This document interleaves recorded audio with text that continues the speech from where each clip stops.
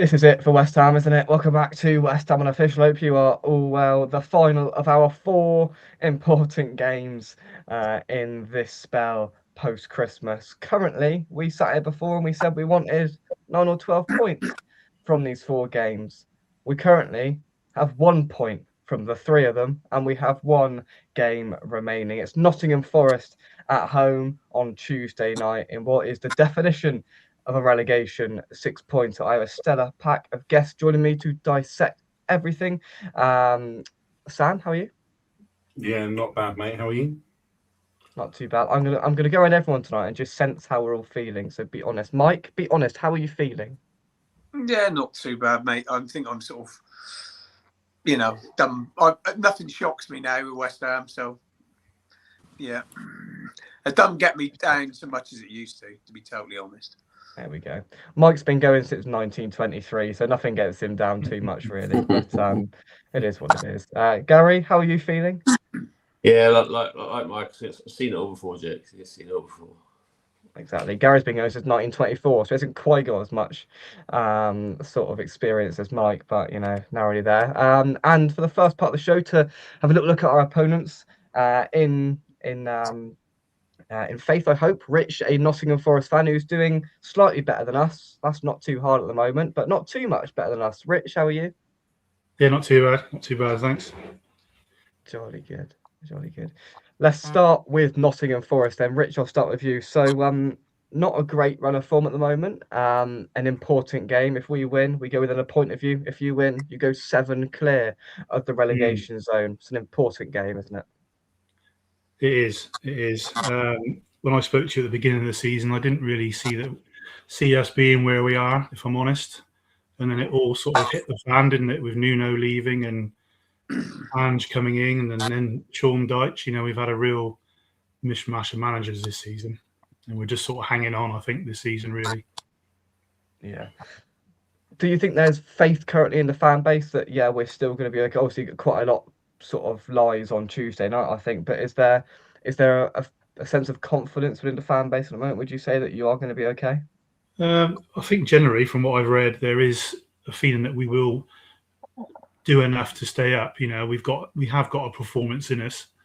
We proved against Tottenham and Liverpool, but they're few and far between, unfortunately. And unfortunately, or fortunately, depends how you look at it. There's 3 teams that are probably worse than us at the moment, and that's the only thing that's keeping us at arm's length, I think.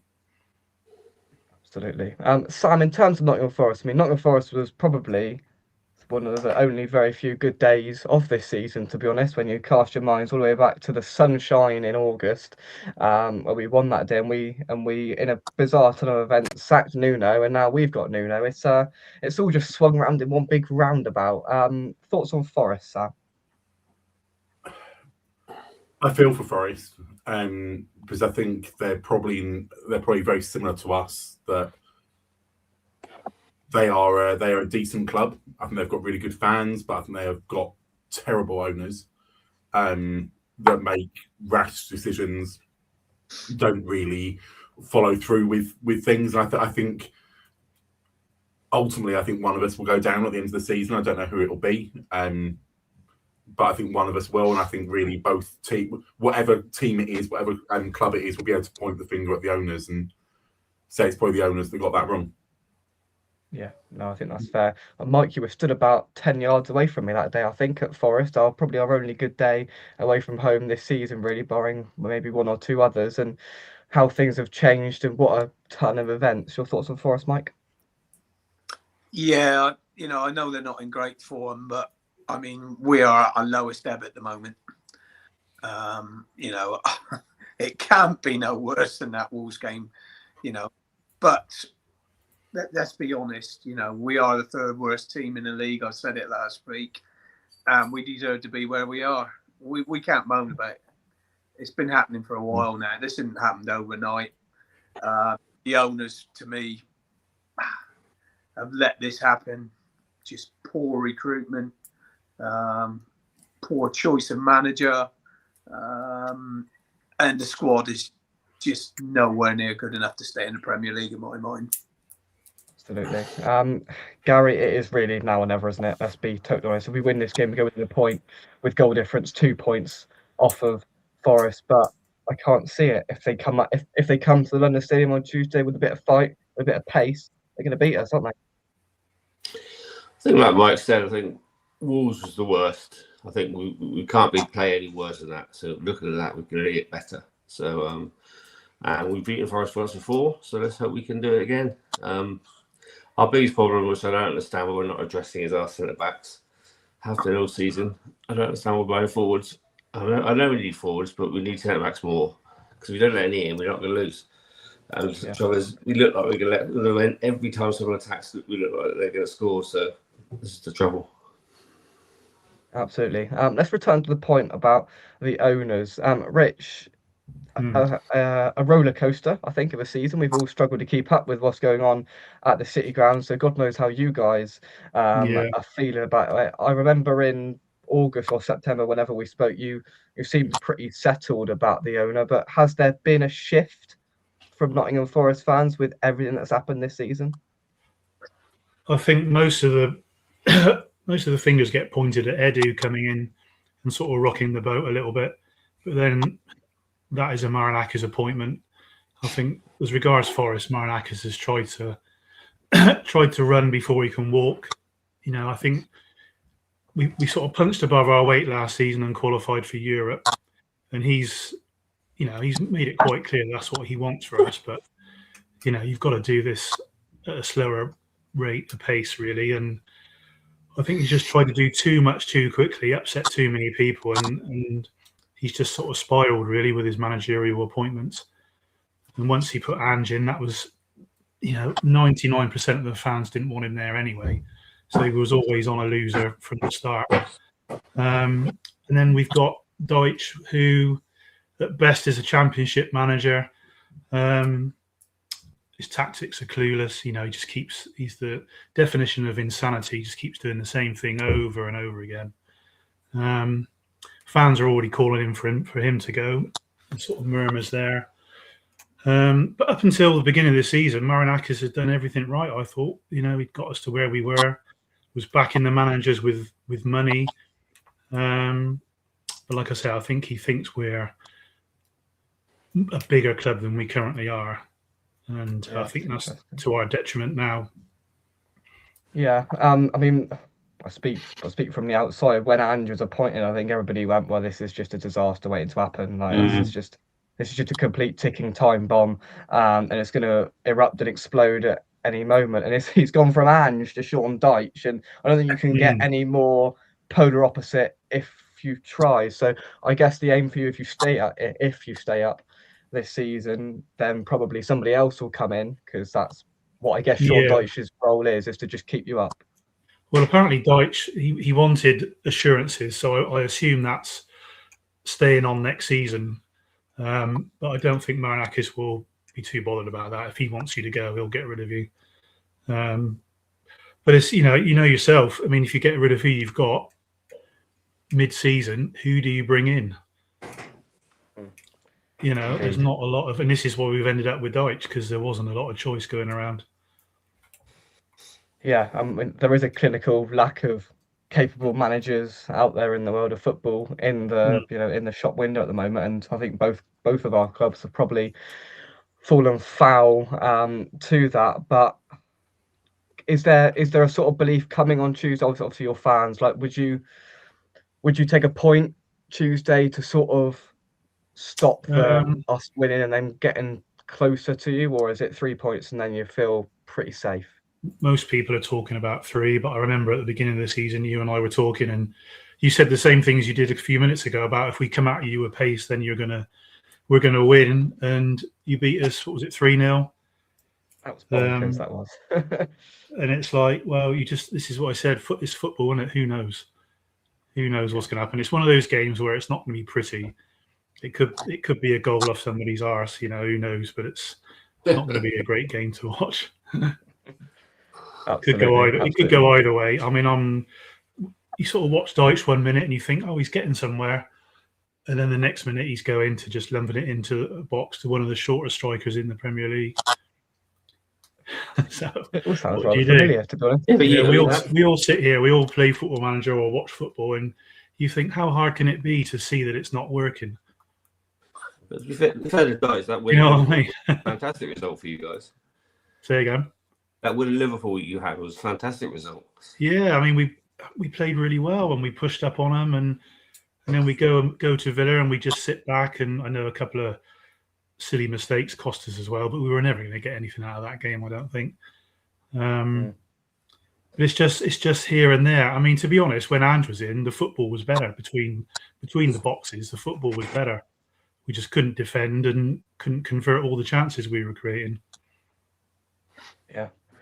Yeah, got a comment here. True Red says Marilakis is an owner where he's too big for his boots. He wants more without taking a step back and looking at the situation. It's just echoing, I think, what you said there, Rich. Let's grab a score prediction, Rich, before I let you go. How confident are you feeling?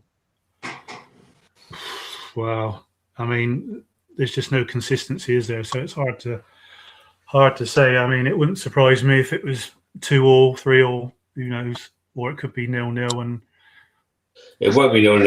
No, It won't no. be 0-0. We can't keep a clean sheet. It won't be 0-0. No. I mean, I don't know. I mean, I haven't seen much of you guys this season, to be fair, but It won't be That's 0-0. good for you. 100% it That's won't good. be. we just don't seem to be able to conjure that many clear-cut chances at the moment.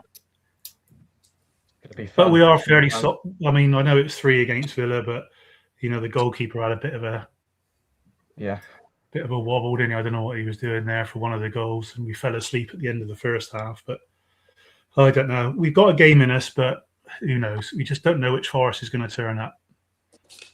We will see. It's a big game, and we will see what happens. Rich, thank you very much indeed for No problem, joining lads. us. I won't wish you good luck because I really don't want you to win, to be totally honest. But You won't need Rich, probably. you won't need the luck, probably not. But Well, I remember you saying that before, Jake. So we'll see what happens. very true. All Very right, mate. true. Rich, thank you very much indeed for joining All right, us. cheers, Speak to you lads. soon. All the best. Yep. Cheers. Thank you very much. What do we make of that then? Not too much more confident than us. Anybody got any thoughts? I think he said he did. He hasn't watched us too much, Jake. So I think he doesn't really know what he's talking about when it comes to how bad we are, because we are properly bad. Properly bad. I feel like before we go forward, let's just take a step back first of all. Yeah, yesterday. Listen, there's videos up on the channel, so we won't go over it too much because it's painful. But let's just get your guys' just brief thoughts on it. I've never ever been so embarrassed. I don't think I've ever been embarrassed stood in the away end, to be fair. But yesterday I was, and I could tell. And the most damning part of it was that there was a lot more people stayed in the away end until the end than you'd usually expect with a 3-0 game, because a lot of people were ready, and boy, did those players get pelters when they came over. I've never seen anything like it. It was not nice. It was toxic, but it was expected. And I firmly believe there was a lot of people that stayed in there afterwards to let some steam off and get something off of their chest. And Sam, you cannot blame them at all. It was dreadful. No, I think it's been coming. I think what's so frustrating for me, and I wasn't there, but I gave up at half time. I gave up watching. I wish I could have done that. I gave up Sky Sports News at half time. I went out, didn't put the radio on, was like, I'll come back to this later. What was so frustrating for me is you look at the last 2 games we've played, and we've played better. We haven't seen out games, and we've been giving away points against Villa, against Fulham, against Bournemouth, possibly even against Man United, the other game against Brighton. Like, we've given away points, but there's been a bit of fight, there's been a little bit of spirit. And yesterday that was all gone. And I think had those same players turned up yesterday, if we'd put out the same performance that we did against Fulham, against Brighton away, against Man United, those sorts of things, we'd probably got something out of the game yesterday. From the bits that I've seen, Wolves weren't that great. We were just that bad. And I think that's what's so frustrating for me, is I thought we'd made some progress. I was with you last week. We were making the signings. There was that little bit of like cautious optimism in terms of like the noises that were coming out of the club.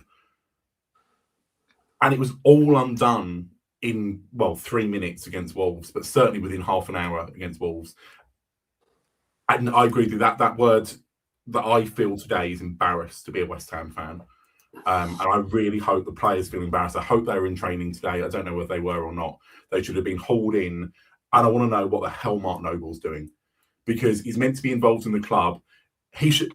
I don't care what his role is. He should be in the dressing room from now until the end of the season, either as manager because we get rid of Nuno, or just get him in there. Get him reminding those players what it means to put on that shirt.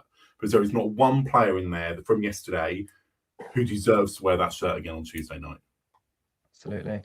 And it was on the 15th minute, and at the end, the most damning part of it, Mike, was a lot of people were holding these up.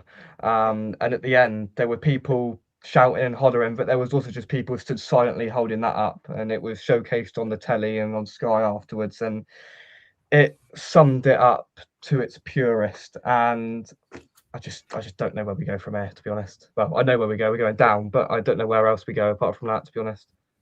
No, I agree with everything that Sam's just said. You know, there has been a little bit of hope in the last few games, but that is basically all disappeared within the first 5 minutes of that game. A game that they must win, and you know we've known all season our two centre backs have just got a blunder them every single game. It's a shame because Tabida was probably our best defender, and he hasn't really made a blunder for a mistake for a go. But my God, how many has Kilman and Mavropanos made?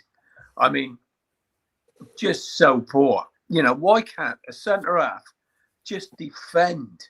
Why can't they go and win a header? Why can't they just clear their box? I mean, we desperately needed, before us messing about getting two strikers in, a proper centre half who could clear the ball. Yeah. It is so blatantly obvious. I know we said our midfield was slow, and we've tightened that up, and we got some legs in the middle of the park, but still, like, defensively, admittedly missing the two full-backs, but the two centre backs, they're not in championship level in my mind. Kilman has been abysmal. I mean, absolutely abysmal. The thing was with Kilman, I and know, you know, no one people else to go in there at the moment, Jake. I know, but he's a bit stuck. But I wouldn't care. Stick a young lad in there. Honestly, yeah, couldn't do he any just work. looks chronically out of his depth. And look, people booed him when he was on the ball yesterday. I didn't participate in that. I don't think that was helpful at all. I understood why people did it and they were animated by it, but I don't see fine boo at half time when they went off and boo at the end, all you like. But when they're on the ball, passing it sideways and backwards, I know. But yeah, I didn't quite get that. The worst part of it, and a lot of people noticed it, Gary. The worst part of it, from our perspective in the stand, was there was an injury towards the end of the first half, and it was 2 or 3 minute stoppage, and we were 2 or 3-0 down at the time, and the players had just stood in like 10 yards of space for each other, just stood there like just skeletons, just stood like. And Bowen is stood in the middle of the pitch, nothing at all. We were 3-0 down away from home to bottom of the league. Would you have expected a captain of 20 years ago? Would you have expected Mark Noble? Would you have expected Julian Dix, any of those captains, players for West Ham, to stand there and say absolutely nothing when we're 3-0 down in that situation? That bloke has not got an ounce of leadership in him. But this is from the whole squad, Jake. The whole squad hasn't got any leadership in it. That's the big issue we've got. Kilman is so quiet for centre half. It's ridiculous. Even at my level, the centre backs used to talk to you all the time. They used to go to you. And same with the I don't want to call him out. He made a good save yesterday, but Areola against Brighton, that flapping around for that corner. You know, if I got anywhere near the 6-yard box at my level, God, I just get absolutely clattered by the keeper. He'd take your head off. You know, he used to say. I've had keepers lean in the back and flatten me. Yeah, exactly. Get anywhere near that 6-yard box with the ball going over it. He's going to take. He'd say at the start of the game, I'll take you out if you get anywhere near me. When Aaron just push it, flaps around there. The whole team just lacks experience. Each goal, the first goal really annoyed me. It's that matey who scored. I don't know what his name was, but he had that acres of space. He just ran through for ages and ages, and no one got anywhere near him. They couldn't believe it. You couldn't believe it. You just wandered through our penalty box and the ball comes across and you just siphons it in. Easiest goal he's ever going to score. Second one I thought was a bit unlucky. Penalty, sometimes they give us, sometimes they're not. But the last one, Mavropanos, Jesus Christ almighty. You've got to tackle. Simple as that. You're 2-0 down. You've got to tackle. You can't just turn your back on somebody and just put your foot there. It's ridiculous. It's pathetic. And none of them got any The worst part of it was is that we could have conceded more. Areola made that ridiculous save That's with amazing his save, foot. yeah. And then there was a couple of other saves he made, and they got themselves into some really good positions. They could have quite comfortably scored more in that game, and that was the worst part of it. So trying to push it. There's no fight, Jay. There's no fight. We had no shots on target against Wolves. No shots on target. That's pathetic. Utterly pathetic. Even if I was playing at my age now, I'd try have a shot. You got to show some anger, show something. There's nothing there at all. No fight at all. It's ridiculous. Absolutely. So moving it forward to Tuesday, it is the last chance. It's the last of the 4 games, and there was a couple of people on the way out yesterday saying, well, if we do win on Tuesday, then it's only 1 point plus the goal difference, 2 points at this stage, when you think about it. But the issue is, Sam, is that I can't see us beating Forest or anybody else the way we're currently playing. And I said a few weeks ago, these good performances are going to come back to hinder us because eventually we're going to get crap again. And we literally just have in the game that meant the most and was on paper the easiest to win. So we now go at home to Forest, where fans are going to be impatient at best from the off, which is never good at the London Stadium. And we've got to win. Otherwise, that 7-point gap becomes practically uncatchable in the current way that we're going. So what hope can you muster, Sam, if any at all? I think it depends what West Ham turn up. I think if the team that I've seen the last few weeks, the last few home games turn up, I think we've got a chance. Because Forest look as bad as us. I think Forest. I think it's either us or Forest now. I was thinking that we might pull Bournemouth in, but I don't think either of us have got enough to pull Bournemouth in. To be honest, I think Bournemouth are also a bad side. I think they'll be lucky to stay up. But I think if we win, I think the goal difference at the moment is 6. So if we win, like the worst case scenario is that's 4, and I don't really think that's worth a point anymore. I think that's 1 point in it. I think if we lose, that goes up to at least 8. And that means that is worth a point. That's 8 points difference. I think I can't see how we turn that around. We've not got to play Forest again. You could say, hey, we'll beat the 2 teams below us when we play them again, albeit we've just lost to Wolves. But even that's not enough to pull back those points. And we're still reliant on Forest dropping points in places. And look, they've got Thursday night football coming back, so that's a small squad. They're going to get tired. If we're within a point of them, there's a fighting chance. If we're prepared to fight, if those players are prepared to fight, I kind of hope the fans are on the back on Tuesday night. I think it's needed. I hope it's not booing. I hope it's not. I really don't agree with booing players during the game unless they've done something wrong in the game. It's just stupid. Boo the owners, boo the manager if you want, even though I think that's a bit stupid at the moment. But don't boo the players until they've done something wrong in that game. Boo them at the end, boo them at half time, all of that, absolutely. But booing Kilmer every time he gets the ball, just honestly don't bother going. Like, how many times, I think I've said so many times this season, if you can't get behind the team that's on the pitch, just don't bother going, because that's how you'll show it. That's how you'll show the owners. That's what they care about. They care about how many bums are there on the seats, how many people are buying the shirts, etc. I don't give a toss if you're booing the players, but the players do, and they're going to respond to it. But make it aggy, make it hostile, or make it hostile for Forest as well. Then hopefully we can get a goal early and we can turn that round. But it really does feel like last chance saloon, and that is mad on the 20th game of the season when we're third from bottom. There are 2 teams that I think are already gone, and we're talking that on the 20th game of the season, relegation will be decided in the Premier League, and that is absolutely mental. It is, but it's the situation we're in. And Michael said on my video earlier that if a team goes down, they deserve to go down. You can probably put the Avram Grant side to the side with 42 points, whatever it was. But if we do go down, we will be fully deserving of what we're going to get. As Sam's just said, this is last chance saloon. And if we do win Tuesday, it clings us on. We're clinging on with dear life. But if we lose, it's curtains, isn't it? Oh, we lose it. We're gone. Yeah, we're. To be honest, I said it. I just haven't got the confidence that our owners are going to be able to sign the 3 or 4 players we give ourselves a chance of staying up, and that's not going to happen. So, full stop. I don't see us having much chance, to be totally honest. If we beat Forest by some sort of miracle and we do turn up, we still haven't got enough in those other games. You got to remember, we got to be beating now. We got to be beating some of the sides that are playing a whole lot better than us at the moment. Look at Leeds. I mean, they thoroughly deserve to be out of this. They got fight in them. They got striker who chases everything down, causes problems, to defenders. We just don't look like we got that spark in us. Gary said it. We've not got a leader to drag them out of the mire to get us to come back in a game.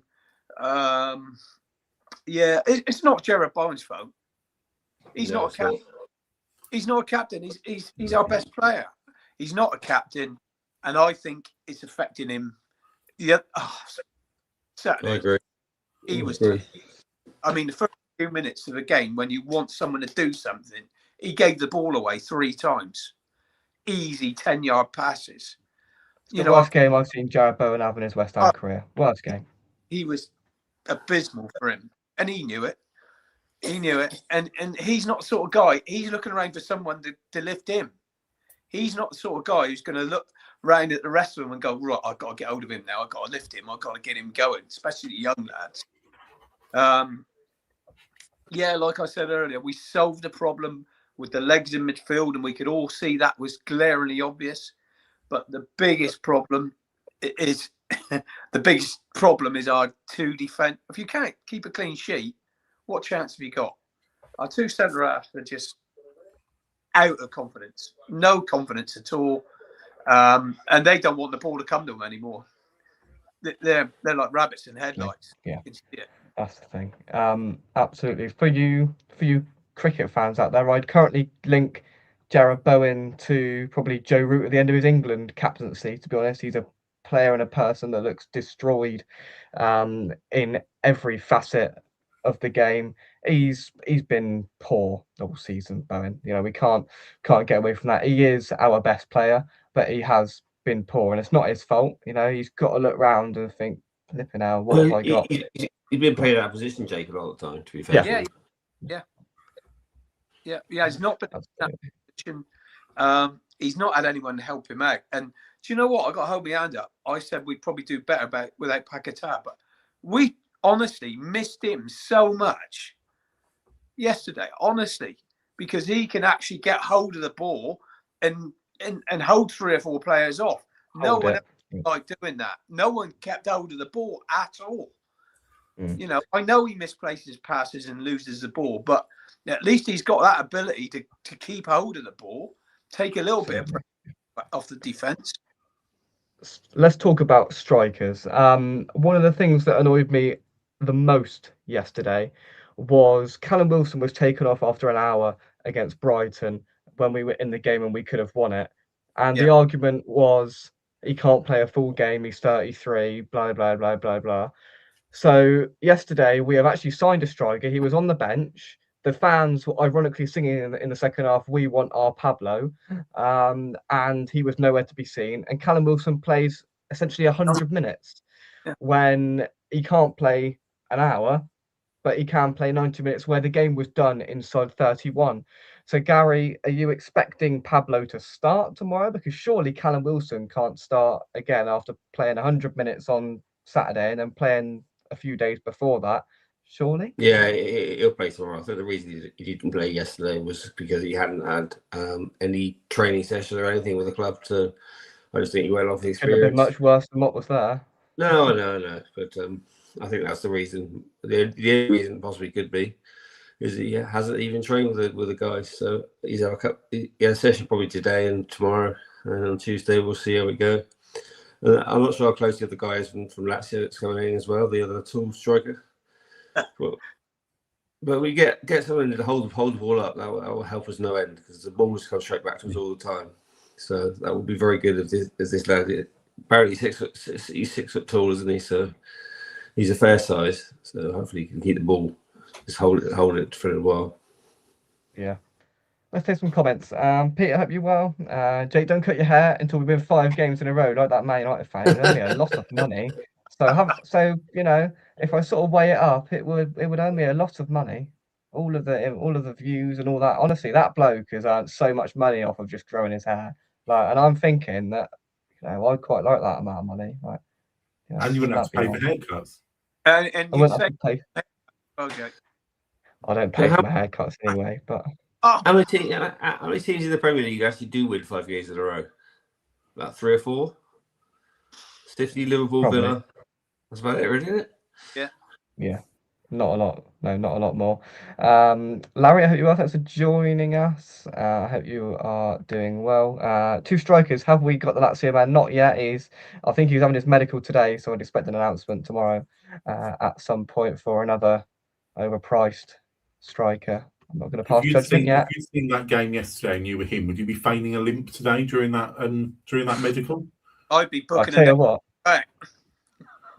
I tell you what, somebody did joke in the second half when we were like, "Where's Pablo?" yesterday. They were like, "I think he's halfway back to the airport." To be honest, he watched the first half and thought, "Sod this."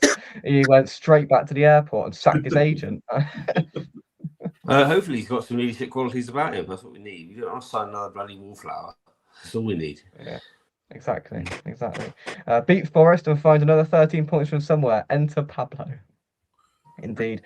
Now this comment, if you didn't know what has happened, seems bonkers. Writing was on the wall from the first game, but it is absolutely right.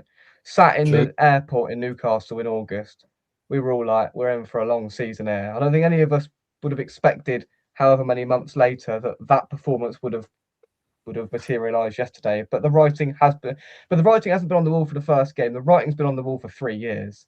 We have been declining.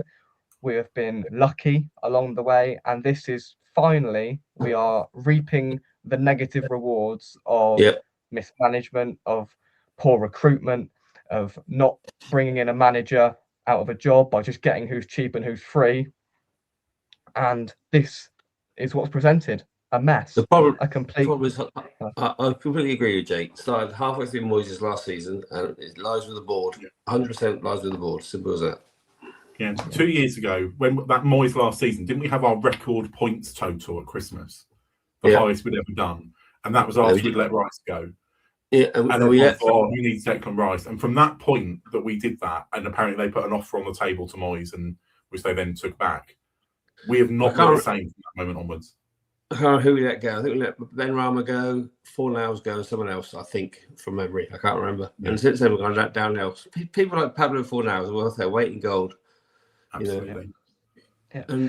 I mean, it changed, and you're absolutely right, Sam. The flashpoint and the shift was when we beat Arsenal just after Christmas. Gary was feeding me my body weight in peanuts because he had loads of them left from Christmas. Gary, me and you watched us beat Arsenal when they had Declan Rice on the side, and from that moment on, we have fell off of a cliff. Yep. There we are. Good fun. Moyes' last 6 months, we're losing 5-0 and 6-0, and God knows what else. We're getting hammered. And then last season we stayed up purely because the 3 pro teams were absolutely awful. That's the only reason we stayed up. I think we finished 14th for the whole season. We were 17th. So, and the board did nothing again. So, absolutely. But the one positive is your peanuts were nice, Gary. Yeah, like Jake said, though, we take in a cheap option all the time. We take a manager back from somewhere else. We've taken players that have been relegated the year before. I mean, we continually just, everyone else is shopping from Harrods to the top 5 or 6. We're shopping from Poundland, and that's all there is to it. Yeah. We're shopping from the yellow sticker section in Poundland, which is a lovely place, but not when you're trying to sign footballers. But there we are. Right, let's go on to some predictions. I'm going to break the rule again. I'm going to go first because I was so wrong. I said 1-0 Wolves. I had too much confidence in West Ham. On the last preview, I said 1-0 Wolves, 96th minute winner. but I was well off it. So I cannot see us winning this game. I cannot see us scoring. West Ham 0, Nottingham Forest 2, relegation all but confirmed. Sam? 2-1 West Ham. Good man, Where are Sam. you getting that from? Where are you getting that from? Because the last few weeks we've been better at home. And we can't, everyone's saying this is rock bottom. We can't play as badly as we did yesterday. It's not possible. No, we can't. I'm sure we could give it a good go. You can't be that, Jake.